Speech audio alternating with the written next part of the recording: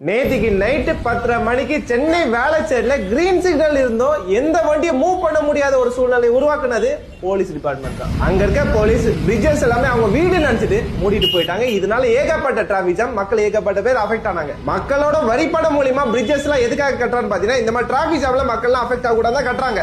ஆனா அந்த பிரிட்ஜஸ் கட்டும் போது மக்கள் அவஸ்தைப்பட்டாங்க, கட்டி முச்சு இந்த மாதிரி அவஸ்தைப்பட்டு இருக்காங்க. ஃபர்ஸ்ட் இந்த மாதிரி மக்கள் வரிப்பணம் மூலியமா கட்டின பிரிட்ஜை க்ளோஸ் பண்றதுக்கு போலீஸ் டிபார்ட்மெண்ட்டுக்கு யார் ரைட்ஸ் கொடுத்தா? இது சம்பந்தமா நானே ஆர்டிஐ மூலமா போலீஸ் டிபார்ட்மெண்ட்ல எதுக்காக பிரிட்ஜ் எல்லாம் நைட் நேரத்துல க்ளோஸ் பண்ணிட்டு சொல்லிட்டு நான் क्वेश्चन கேட்டேன்.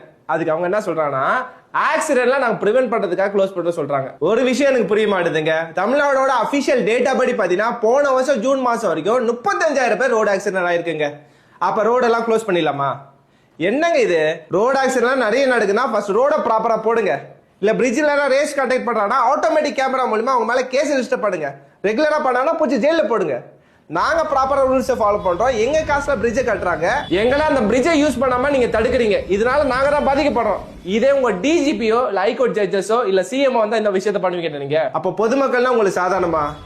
இந்த மாதிரி விஷயம்லாம் நம்ம பார்க்கும்போது நம்ம மேலே தப்பு இருக்குங்க.